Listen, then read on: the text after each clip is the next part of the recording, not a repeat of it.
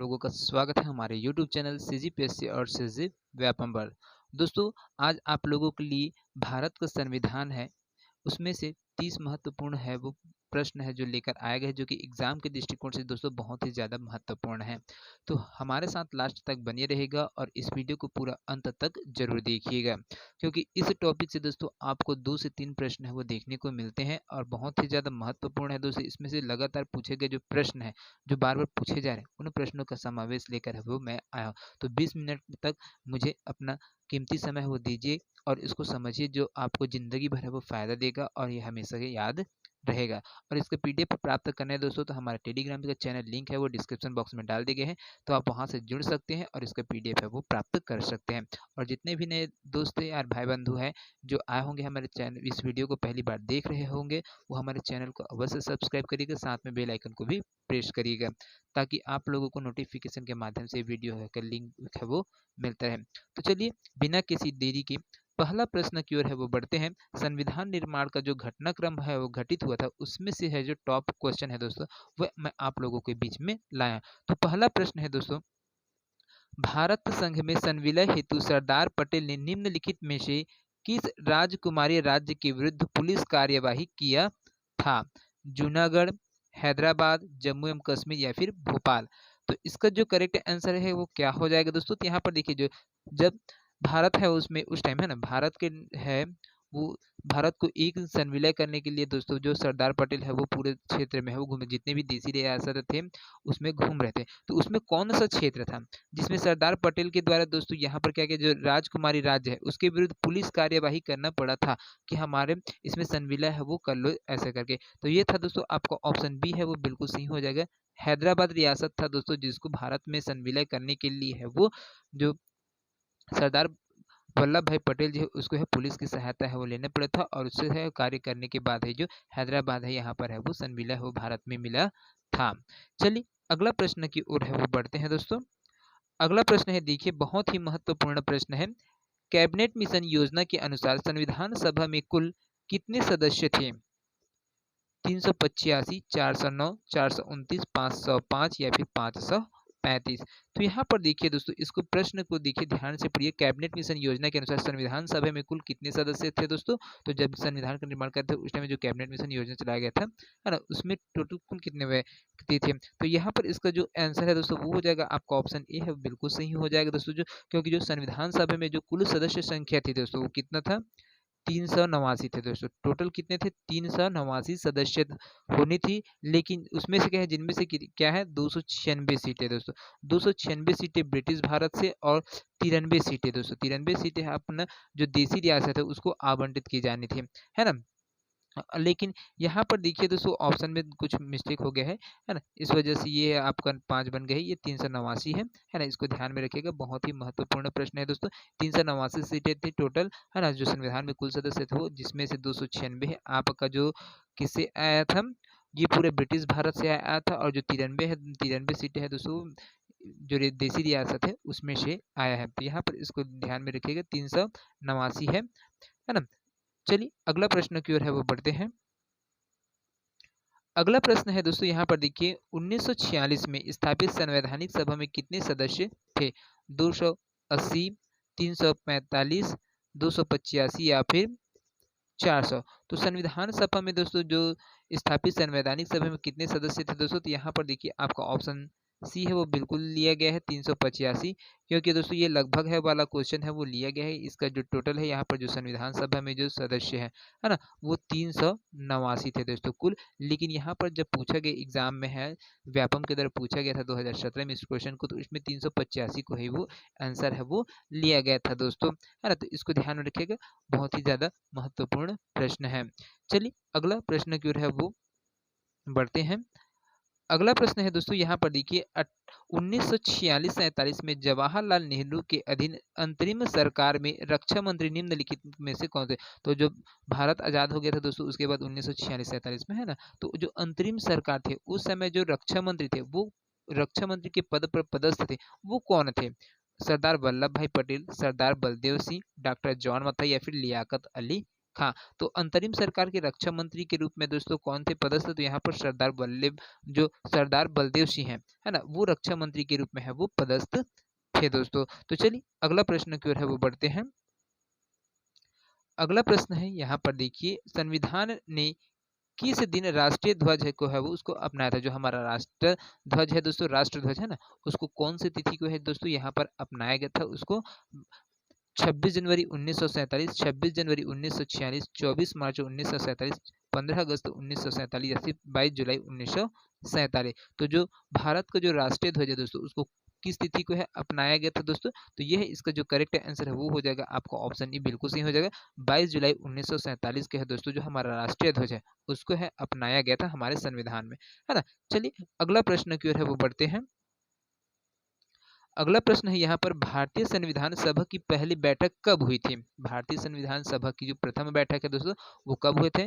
9 अगस्त 1946 को, 13 सितंबर 1946, 21 नवंबर 1946 या फिर 9 दिसंबर 1946। तो कब हुआ था दोस्तों जो संविधान सभा की जो प्रथम बैठक है दोस्तों वो 9 दिसंबर 1946 को है वो हुआ था दोस्तों, है ना। संविधान सभा के जो पहले अध्यक्ष थे दोस्तों यहाँ पर है सच्चिदानंद सिन्हा जी थे, जो क्या है अस्थायी रूप से है वो यहाँ पर इसको नियुक्त किया गया था, क्योंकि यहाँ पर जो स्थायी सदस्य के रूप में है सॉरी स्थायी अध्यक्ष के रूप में है ना राजेंद्र प्रसाद को है वो रहना था, लेकिन उसके कुछ कारणों की वजह से वो नहीं आ पाया था, जिसकी वजह से इसके जो प्रथम जो बैठक हुए थे उसके जो अध्यक्षता है वो सच्चिदानंद सिन्हा के द्वारा है वो किया गया था।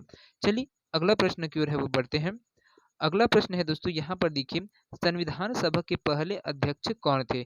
B R Ambedkar, Rajendra Prasad, Sachchidanand Sinha, J L Nehru या फिर बंकिम चंद्र चट्टोपाध्याय। तो यहाँ पर इसका जो करेक्ट आंसर है दोस्तों वो हो जाएगा आपका ऑप्शन सी है वो बिल्कुल सही हो जाएगा दोस्तों। जो संविधान सभा के जो पहले अध्यक्ष थे वो सच्चिदानंद सिन्हा जी थे, जिनके जो क्या थे अस्थायी सदस्य के रूप में इसको नियुक्त किया गया था दोस्तों। उसके बाद जो स्थायी सदस्य है उसमें आपका राजेंद्र प्रसाद है वो आ जाएंगे, है ना। जो स्थायी अध्यक्ष के रूप में यहाँ पर है उसको अध्यक्ष बनाया गया था राजेंद्र प्रसाद को। जब द्वितीय बैठक हुआ तो वहां पर स्थायी सदस्य स्थायी अध्यक्ष के रूप में है राजेंद्र प्रसाद जी है उसको है वो अध्यक्षता किया था, लेकिन पहला बैठक में सच्चिदानंद सिन्हा ने। चलिए अगला प्रश्न की ओर है वो बढ़ते हैं। अगला प्रश्न है दोस्तों, संविधान सभा का विधिवत उद्घाटन कब हुआ था? 10/6/1996, 9/12/1946, 26/11/1949 या फिर 26/12/1949 या फिर उपयुक्त में से कोई नहीं। तो यहाँ पर देखिए दोस्तों जो संविधान सभा का विधिवत उद्घाटन है वो कब किया गया था दोस्तों? तो इसका जो करेक्ट आंसर हो जाएगा 9/12/1946 को है दोस्तों इसका उद्घाटन है वो किया गया था। चलिए अगला प्रश्न की ओर है वो बढ़ते हैं।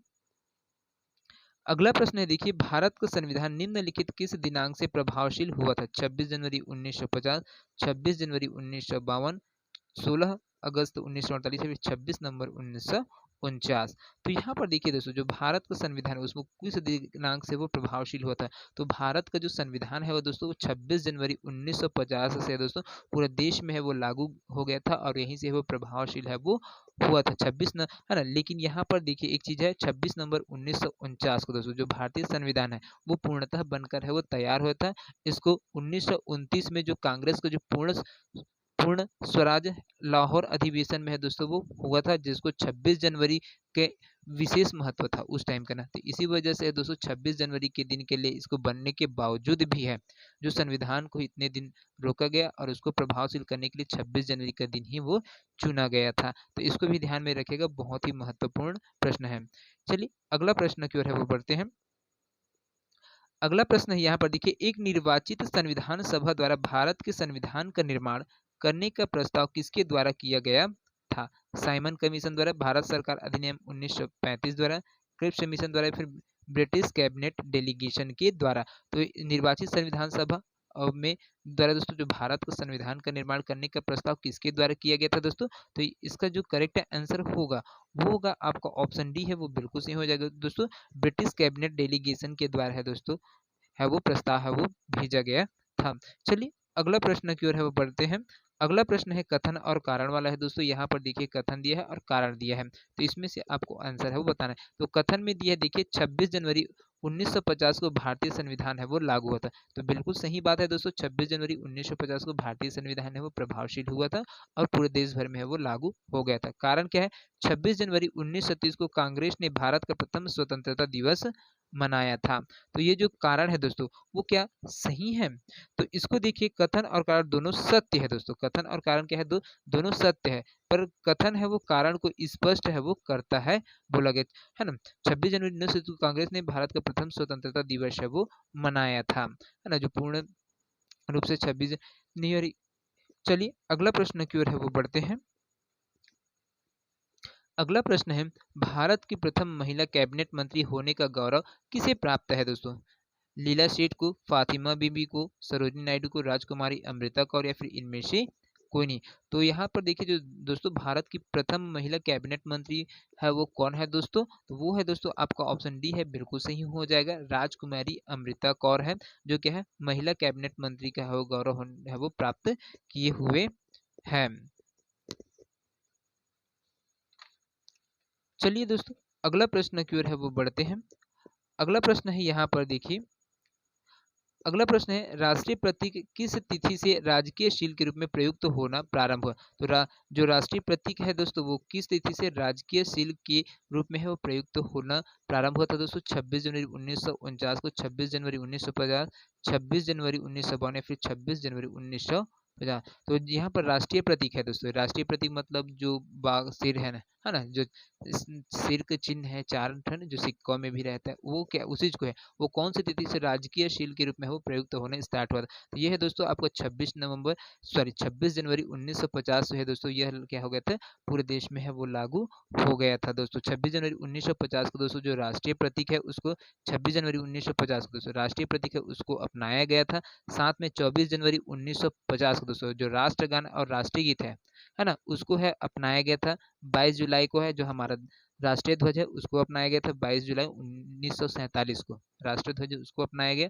और साथ में जो पंचांग है दोस्तों है ना, यहाँ पर राष्ट्रीय पंचांग उसको भी है वो अपनाया गया था 22 मार्च 1957 को। तो ये सब चीज को ध्यान में रखना बहुत ही ज्यादा महत्वपूर्ण है। चलिए अगला प्रश्न की ओर है वो बढ़ते हैं।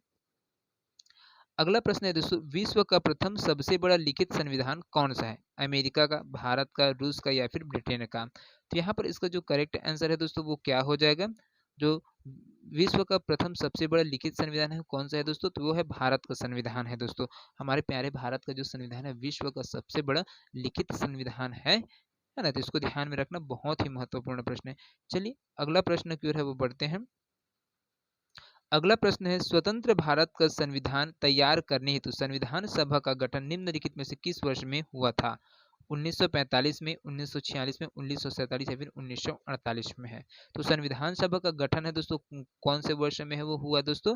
तो यहाँ पर देखिए आपका ऑप्शन है जो संविधान सभा है उसको बनाने के लिए दोस्तों, संविधान है ना, संविधान सभा उसको बनाने के लिए जो कैबिनेट मिशन योजना के तहत दोस्तों जो जितने भी सुझाए गए प्रस्ताव के अंतर्गत दोस्तों यहाँ पर 1946 में दोस्तों, कब है 1946 में संविधान सभा का गठन है वो हुआ था।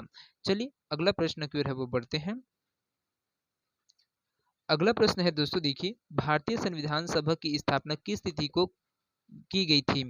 10 जून 1946 को, 9 दिसंबर 1946 को, 26 नवंबर 1949 को, या फिर 26 दिसंबर 1949 को? तो यहाँ पर है देखिए दोस्तों जो भारतीय संविधान सभा की स्थापना कौन सी तिथि को है वो किया गया था दोस्तों? तो वो है आपका 9 दिसंबर 1946 को दोस्तों, इसके प्रथम बैठक हुए थे और यहीं से है जो संविधान सभा है वो बनने के लिए वो प्रस्ताव है पारित हो गया था। चलिए अगला प्रश्न की ओर है वो बढ़ते हैं। अगला प्रश्न है, संविधान सभा के प्रत्येक सदस्य का चयन कितनी जनसंख्या के आधार पर किया गया था? 10,000, 10 लाख, 10 करोड़, या फिर क्षेत्रफल के आधार पर? तो इसका जो करेक्ट आंसर है दोस्तों वो हो जाएगा आपका ऑप्शन बी है, बिल्कुल सही हो जाएगा दोस्तों। जो संविधान सभा के प्रत्येक सदस्य है ना, पर उनकी जो जनसंख्या के आधार पर चुनाव किया गया, तो प्रति 10 लाख जनसंख्या के पर एक व्यक्ति का वो चुनाव है दोस्तों वो किया गया था। चलिए अगला प्रश्न की ओर है वो बढ़ते हैं। अगला प्रश्न है यहाँ पर देखिए, भारतीय संविधान की दूसरी बैठक कब हुई थी? 9 अगस्त 1946 को, 11 दिसंबर 1946, 21 नवंबर 1946 या फिर 9 दिसंबर 1946 को, है ना। तो भारतीय संविधान की जो दूसरी बैठक है दोस्तों, वो कौन सी तिथि को हुए थे? तो ये है दोस्तों 11 दिसंबर 1946 को है दोस्तों द्वितीय बैठक हुए थे, और इसके जो अध्यक्ष थे दोस्तों वो डॉक्टर राजेंद्र प्रसाद जी थे। जो क्या है, संविधान सभा की बैठक के स्थायी सदस्य अध्यक्ष है वो, सॉरी हाँ अध्यक्ष है वो नियुक्त हुए थे। चलिए अगला प्रश्न की ओर है वो बढ़ते हैं। अगला प्रश्न है, संविधान सभा के स्थायी अध्यक्ष किसे चुना गया था? डॉक्टर बी आर अम्बेडकर को, डॉक्टर सच्चिदानंद सिन्हा को, डॉक्टर राजेंद्र प्रसाद को, या फिर एस राधा कृष्णन को। तो यहाँ पर देखिए दोस्तों, जो संविधान सभा के जो स्थायी अध्यक्ष है उसके लिए डॉक्टर राजेंद्र प्रसाद को है वो चुना गया था दोस्तों, लेकिन जो डॉक्टर सच्चिदानंद सिन्हा जी है वो प्रथम बैठक के क्या है अध्यक्ष के रूप में है वो अस्थायी अध्यक्ष के रूप में है नियुक्त हुए थे। उसके बाद जब द्वितीय बैठक हुआ तो उसमें स्थायी अध्यक्ष के रूप में डॉक्टर राजेंद्र प्रसाद जी को है वो कार्य है वो मिला था। चलिए अगला प्रश्न की ओर है वो बढ़ते हैं। अगला प्रश्न है दोस्तों, भारतीय संविधान निर्मात्री सभा के अध्यक्ष कौन थे? Doctor Rajendra Prasad, doctor B R Ambedkar, Shri Iyer, या फिर पंडित जवाहरलाल नेहरू। तो यहाँ पर देखिए दोस्तों, जो भारतीय संविधान निर्मात्री सभा के अध्यक्ष कौन है? तो डॉक्टर राजेंद्र प्रसाद जी है दोस्तों।